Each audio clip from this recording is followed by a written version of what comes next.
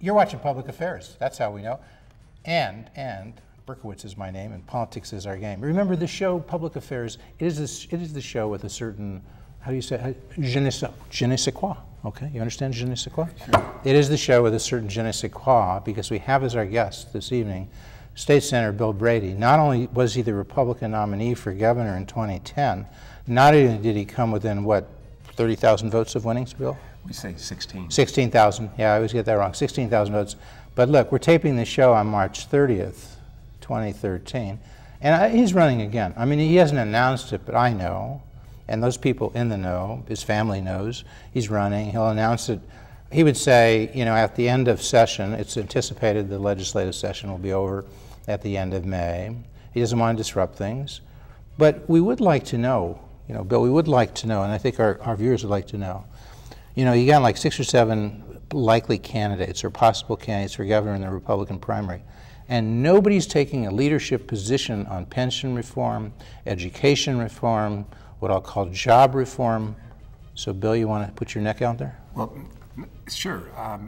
I took a leadership position on pension reform 20 years ago and then again 10 years ago when I sponsored legislation to move new employees into a defined contribution program as opposed to defined benefit, realizing that eventually this was going to implode. Okay. But little did we know that... So that's part. Pension reform, go toward defined benefits, defined contributions. Well, let me talk about, little did we know... You got 45 seconds on each of these, okay? Little did we know that governors and legislators would vote to borrow and not fund the pensions. We've reached a critical point now that if we're going to live up to what we owe people, we're going to have to more radically reform it. So what I've called for is looking at suspending the cost of living increase until we can afford them, and then also look at starting a new system prospectively for every current and future employee that would be more like a defined contribution. That way we stop the bleeding, so to speak, which allows us to live up to what people have earned to date. And that deals with the so-called $100, $200 billion underfunding, you think? There's 100 actuarial estimates of unfunded liabilities in excess of $100 billion. We could cut that by more than half if we adopted our measures. And the key here is, by reducing the pension obligations, we're able to better fund our education, we're better invest in job creation, public safety, and all the other things that are so important to our state. Okay, so you do that on pensions, let's say we do that. What about education reform? You know, here's the statistic, Bill. Maybe you haven't heard it, so I'm going to break it to you because the mainstream media either don't know this or they don't want to say it. Rahm Emanuel doesn't want to say it. CPS CEO Barbara Byrd Bennett doesn't want to say it. It's that only 20% of the black fourth graders in the Chicago public schools read at grade level. 80% of the black fourth graders at the Chicago public schools read below the grade level. Did you know that, Bill? I did not. Okay. That's horrific. So something needs to be done, and you need to, look, I tell this to Rutherford, I would tell it to Dillard, I would go tell it on the mountain. I'm not partial to it. Whoever's sitting in front of me, I would say, if you want to run for governor, Republican or Democrat, sure, you should be thinking about that and say to people, what are you going to do about it? Because it's intolerable. Obama sat in that chair, physically in that very same chair 11 years ago in 2002, and he said the conditions in the Chicago public schools were admittedly intolerable. 11 years ago. Yeah. The guy goes on to become a U.S. Senator. He goes on to become a president. He's like a brother to me. I'm not partial to him, but you know, we're buds, okay? But he hasn't done anything in 11 years. So, Bill, what are you going to do in your first year or two as governor to change that? Well, there's several things that could be done. Some people think we need to go back to an elected school board in Chicago, give the people more role in what their school board is going to look like and hold them more accountable. That's something we're open to. The other thing that I think you and I have talked about, particularly in light of the school closings, where children are going to be disrupted and moved out of their current school to others, I think we go back to giving people choice, parents choice in their education, giving them the opportunity to choose what school their child goes to, public or private. I think will make public schools better and private schools better. Okay. So, because which means that the children get a better education, and whatever that reading level is at, whatever that math level is at, will increase by better schools. Because right now, as we tape on March 30th, the Chicago Teachers Union is out there protesting, but everybody even on Chicago Week in Review, the mainstream media said, everybody knows that they're out there because it's about jobs. Okay, you know, the person who writes for the Chicago Tribune said this. This is not a wacko idea of Jeff Berkowitz. This is somebody who writes for the mainstream media. And she said, watch Chicago Week in Review. Okay, she said, everybody knows that Karen Lewis is worried about jobs. And she said that's her job. Karen Lewis's job as president of the Chicago Teachers Union is to worry that if you close these schools, teachers will lose their jobs. Screw the kids. It's not her job. Basically, she'd say that. It's not her job to worry about the kids. Okay? Well, I'm not. So, Bill, are you worried about the kids? Are you worried about the teachers who are losing their jobs? Who are you worried about? When I look at things, I look at fundamentally what their purpose is. The purpose of education is to educate children. Okay. So children, the students are what our first and foremost concern has to be. We obviously need good teachers and good schools to have those services performed, so our children are educated. So you've got to first focus on the children, and then focus on how you can deliver the best form of education to those children. And so you're worried about the children, and as we're taping this, a lot of parents, at least the TV cameras would suggest, maybe they haven't done a representative sample, but you see parents speaking out and saying, don't close these schools. My kid is going to have to go across gang lines. Yeah. They may get hurt, they may get shot, they may get killed. And so even though they might agree that they're low utilization schools, so they're inefficient, and if you can combine kids in a larger school, perhaps you can give them more services because it'll be more efficient. But they say they just don't want to take that risk. Well, so are they right, Bill? Now you're saying, but give them a school choice. See, they're saying even if they go to another school, it's probably not going to be much better. Your point is, well, why not allow the free market to operate? Let somebody locate right next to that school that's failing, and if they want to take their pro rata share, their money out of that school, go to that school. Maybe even if it were low utilization, it would do better. At least they don't have to risk. They don't have to go across gang lines. You're saying, so you're addressing that by school choice. The school comes to them. Is that right? I think you articulate it well, and that's very much a part of it. Particularly where schools are failing, parents shouldn't be locked in to sending their children to a failed school.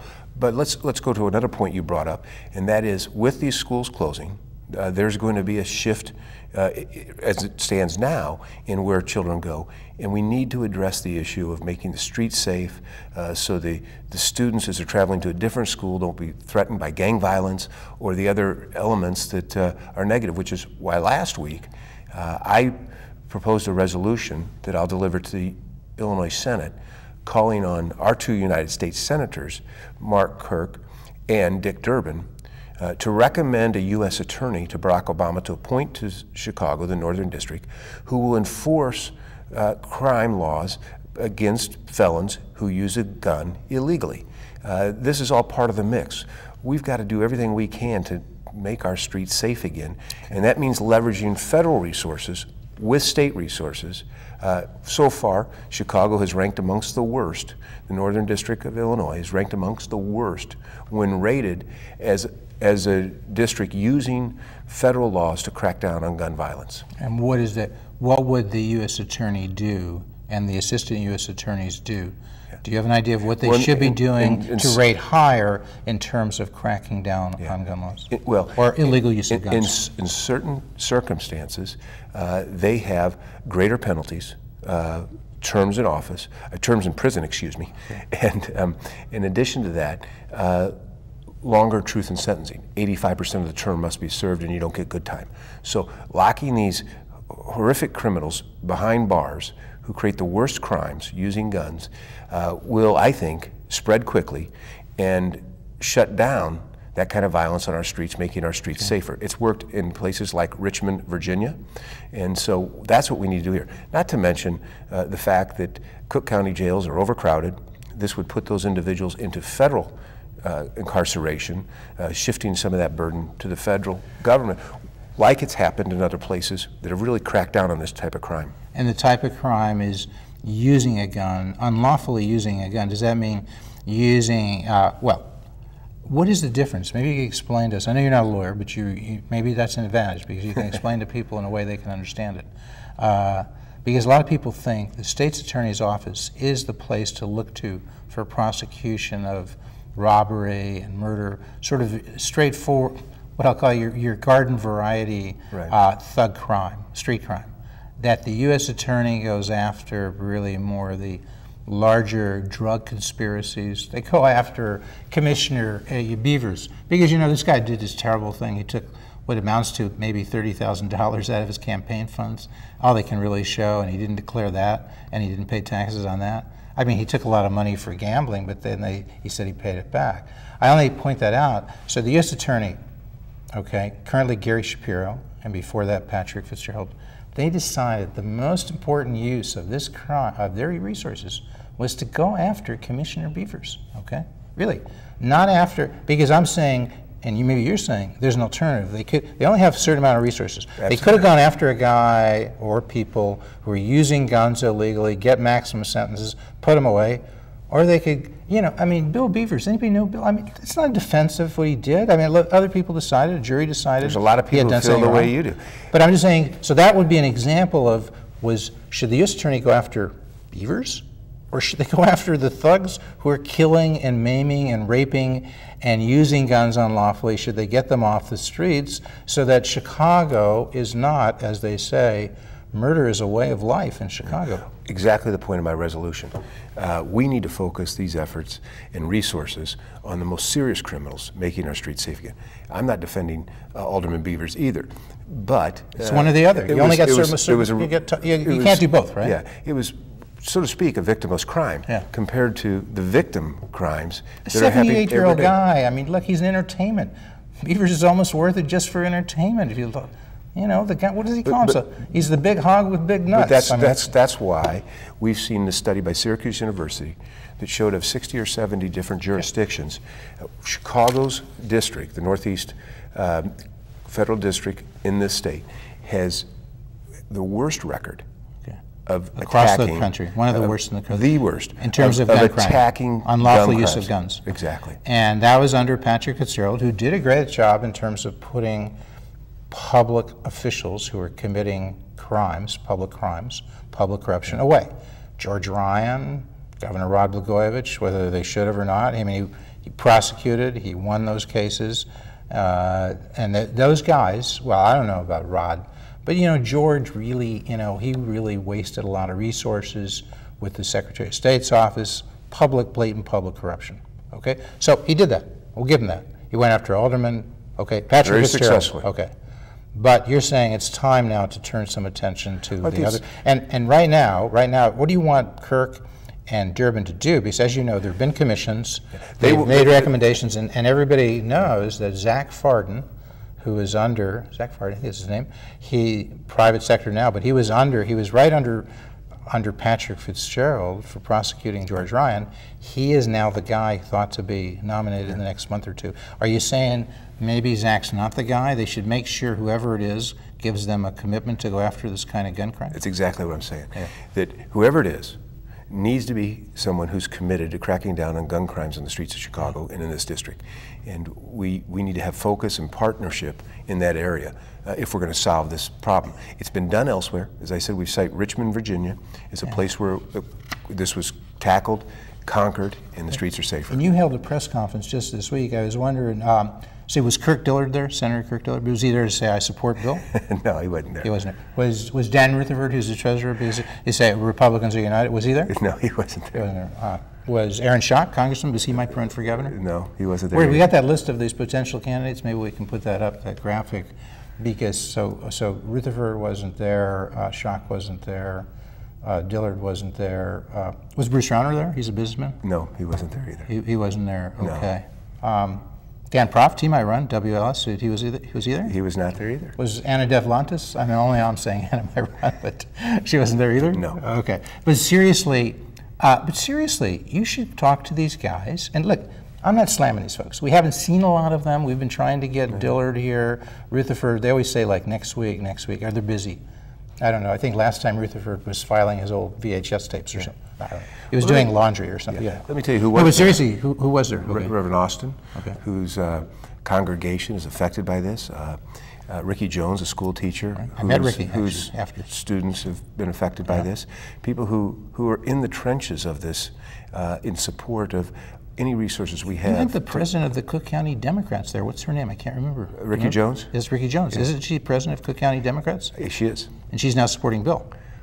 We're working with her. She's supporting, is it Democrats for Brady? Do you have those groups going now? We'll take all the support we can get. Okay. Ricky's a wonderful, they have Reagan Democrats, we're going to have Brady Democrats in 2014? Who spent her career teaching young children in schools. She's worried about violence, as we are. Okay. And it's some of the most hard-hit areas. So we've covered pensions, we've covered crime, at least. I mean, Chicago is known. I mean, look, it's a local thing, but it is important. You're running for governor, so you should have, because people said last time you didn't have enough focus on the Chicago area. Are you remedying that this time? Well, because you're talking about Chicago being, murder capital what of the world. What affects Chicago affects the entire state. And this is something that we need to crack down on. And so I think as a state senator, whether I end up being a candidate for governor or not, it's important that I use the resources I have to bring a vision to tackling this terrible thing. So that's my goal here, is to reduce crime in Illinois. So, okay, so we're talking about crime and working on that, talking about education, school vouchers, school choice. You support charter schools too? I do. So you support the closing of those schools? Is that the right thing to do? I've left that up to the debate of people who look at facilities and all that. The fact of the matter is they are closing them. Now we've got to maximize what we can do. They've got to maximize what they can do given the new situation. And you would say charter schools are a good alternative in addition to voucher schools. And so far, Ron has not really come forth with a proposal to say, here's what we're going to do in terms of charter schools. And he's been there 18 months. I mean, what is he doing? Yeah, I think we're all... Wouldn't you urge Rahm to come forward with a specific proposal? Would you like to say, as a state senator, you will work with him to make sure the state does what it can to facilitate charters? Because there are caps on the number of charters, right? Yes. You guys could lift the caps. Are you going to try to do that? Let's be fair. This is not going to be a cakewalk interview. Bill, have you done anything to lift the caps? I'm not sure the caps are the problem right now. I think right now we're trying to evaluate the success of the charters. Some of them aren't doing as well as we'd like for them to. Really? But they do bring about choice and competition, which is important, I think. Not to attack the public school system, but to make it better. Well, okay, but remember, I think we talked about this last time. You know this book by Herb Wahlberg, School Choice, The Findings. It only goes through 2007, but he looks at a lot of studies, not just Chicago, not just Illinois, and they seem to work. Have you gone through? You want to take a look at the book? Thank you. You want to study that tonight? I will. Because I know you're going to be in church because there's an Easter Vigil going on tonight, right? There is. You can bring this in. It almost fit in your pocket. I better not do that in church. Okay, but outside tomorrow. Yeah. But I'm serious. You ought to read that. I will. Because look, we're a fact-based show. So if somebody says to you, who you're running against, Republican or Democrat, charter schools don't work, you could at least go through 2007 and say, here's 100 or more studies that show they do work. We know they work. Okay. We also know that there's... It doesn't mean every school, but on average, they outperform traditional public schools. You agree? On average. On average. And that's all you can say, right? I mean, But my hope here is not just that they outperform, but the competition helps make public schools better. That's true. If your point, elaborate on that, okay? Well, competition can rise everybody. So what we want to see is charter schools help make public schools even stronger. What happens? Because if the charter school is performing, what do we expect that the traditional public school who wasn't performing to do? Those same expectations will be implied. They have to go out and figure out how to get better, or what happens if they don't get better? They're going to struggle. They're going to lose students to the charter school, and eventually, if they lose students to the charter schools, their school gets closed, right? They don't have students. Isn't that the competition? Like, where did you study? You studied competition, right? Where did you study that? I studied at Illinois Wesleyan University in Bloomington. You're basically a pro-competition kind of guy. I'm a free market guy. Free market kind of guy. Ronald Reagan Republican, right? I'd say so. Okay, so I mean, that's just basics of economics that inevitably, even the union-run schools, even if they have been, lethargic, if they don't snap to it and there's competition, they're going to lose customers, so they will snap to it. In fact, actually, that's what school choice by Herb Wahlberg, he shows that. not only do you get people getting choice in terms of going, they can go to a better school, Right. but the kids who stayed in the public school will benefit because that school, in an effort to compete, will get better. That's exactly Competition right. raises all boats, right? Exactly. Lifts all tides. How do we get, the question is, how do we get the best performance within our educational systems? So we want to make Illinois the best public school systems, and we want to do that by exploring in other areas. And so we've covered education. We've handled that. Look, this show we've done, Speaker Mike Madigan, Senate President Coulter, we asked you to come, forget it. You don't need to come. Actually, Speaker did give me and my colleague Terry Martin a 7-minute interview, so we want to thank him. I know John Cullerton used to come here. He's not been here so much. We're just saying we're still friendly. John, come. But it almost doesn't matter because, John, the pension reform has now been taken care of on this show. Well, education we reform. need leadership in Springfield to pass. Oh, so you got to pass some of that stuff. We got to pass some of it. Okay. Having the right ideas. But conceptually, you've got it taken care of. Well, I think with the right leadership in Springfield, we can get that job done. And you're saying, as governor, if you were governor, you'd be pushing for what you just said, defined contribution pension plans. What I would be pushing for, you would freeze the COLA, right? The what I would cost be of living pushing for adjustment. is we've got to reach a point. We've reached a point where we've got to live up to what people have earned. I believe that's constitutionally protected. But in order to do so, we've got to alter the system as we move prospectively. The future. Yeah. The future. And I think part of that is to freeze the cost of living increase until we get our feet back on the ground and have resources to enhance that. And you think that, I know you're not a lawyer, but do you think that's constitutional? I do. Because we're not diminishing someone's pension. We're not reducing what they're receiving Ty Fainer, currently. he's president of the Civic Committee of the Commercial Club. Yes. He is a lawyer at Mayor Brown. He says basically that's constitutional, right? He does, I believe. So would agree with me. Ty says so.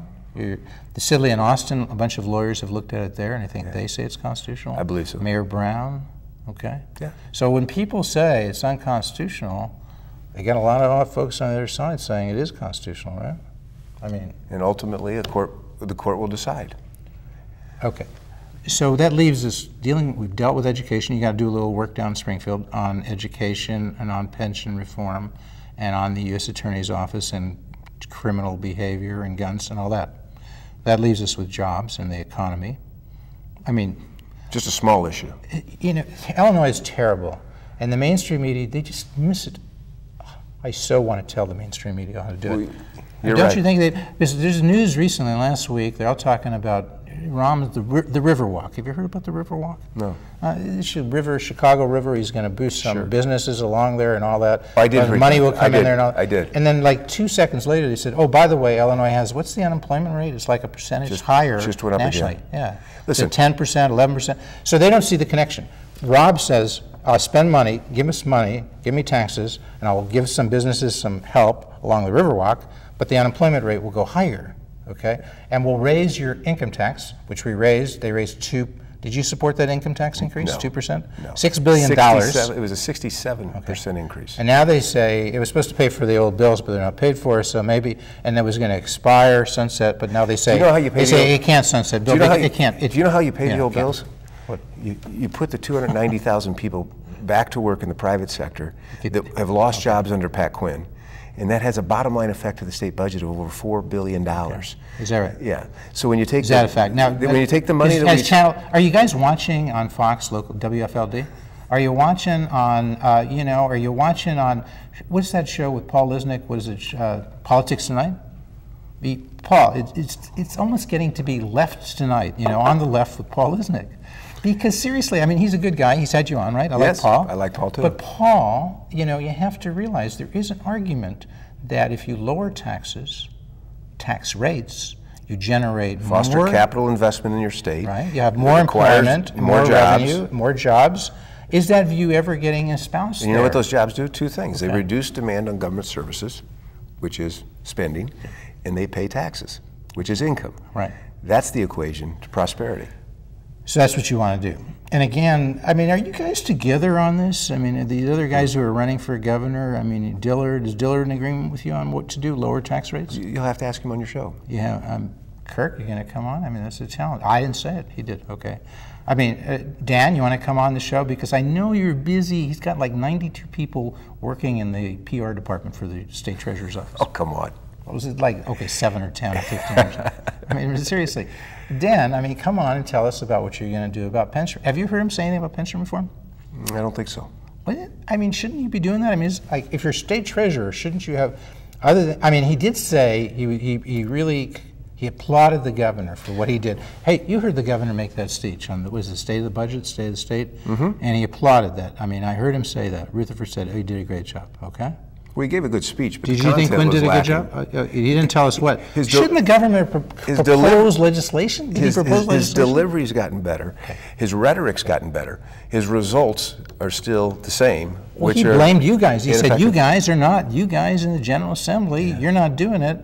And Rutherford comes on and says, you know, he got it right. You guys, did Rutherford call you up and say, you know, Bill, you're not doing it? The governor should drop a bill on the desk of the President of the Senate and the Speaker of the House and say, I want this called. This bill, he should actually propose the specific legislation. Absolutely. He hasn't done that yet? That's what governors do. They he can't draft legislation? He certainly can, but he hasn't. Like, well, the Attorney General, for instance, I was just thinking, we're talking about crime in the U.S. Attorney's Office. I know she doesn't do street crime, but she is the Attorney General. She is the top law enforcement officer. She could propose to the U.S. attorneys, or she could propose to Durbin and Kirk, Senators Durbin and Kirk, that they do what you said. Have you heard Lisa do that? Have not. Because a lot of people think she wants to be governor. If she wants to be governor, should she do that? Well, I think maybe. Here, I've heard this thing that she would actually like to be on the Supreme Court, and she needs a little polish. So if she could get appointed to the 7th Circuit Court of Appeals, then she could be more easily placed on the Supreme Court by Barack Obama. Have you heard that, Bill? You know, I'm sure that is that scuttlebutt down in Springfield? There's certain people talking about all kinds of scenarios. So if she does that, she doesn't run for governor. Instead, there's a vacancy in the AG's office, and then what, Dillard decides to run for AG instead? Is that what you hear? There's all kinds of speculation. I don't want to put Kirk, thoughts out there. Come on and tell us, because so you may be planning. Dillard's planning to run for AG. We're breaking news here. You're trying to break something. You haven't heard this stuff? I've heard all kinds of scenarios. I just know that I'm laying the groundwork for Easter Vigil at Holy Name Cathedral tonight. That's March 30th. We're going to go down there for that Easter Vigil because there are all sorts of Pauls down there. Yeah. I think like Lisa Madigan. Does she go to that church? I think so. I don't know. Does Speaker Mike Madigan? I don't know. I mean, they're all Catholics, right? Yeah. I mean, if you want to see deals being made, I don't think you'll see it at Holy Name tonight. You're going to be at Holy Name. I'm going to be there for the Easter Vigil. Because your daughter's getting married in the fall, right? She is. Your future son-in-law is going through, what do we call that? RCIA. The rites of passage, something like that? Yeah, rites of Christian initiation. So he'll be part There's of catechism, the and he is a he's a candidate. He's a candidate. Which means he'll receive sacraments tonight. Because he's been getting up on the catechism. Yes. Well, I think you should do that. Yeah, okay. We're excited. All right, so that's happening. So you're getting really more into the Chicago metro area. Well, you're paying attention to this stuff. Absolutely. You know, as I said, you're not a below 80 kind of guy. What's right? good for Chicago is good for all of Illinois. 80, right? Yeah. It's I'm an all of Illinois guy. Below I-80, above I-80. Yeah. Okay. So we got this straight. So Brady, you're running, but Rutherford, he may decide his polling is not high name recognition, but I hear the polls are not showing him as sort of treasurer gravitas. Okay. So he may decide to stay right there as state treasurer. So if he does that, he might. Of course, I hope he does. You hope he does. And Dillard runs for AG when Lisa vacates that office. Schock stays as congressman. Rauner stays in it because he's got nothing to lose. And Bruce, we've been talking to him, and just recently. So your guy's been telling us we come on the show, so we hope you do. We don't have any complaints about Bruce. And I'll give him this. I mean, I'm being fair and balanced. Sure. He's been going.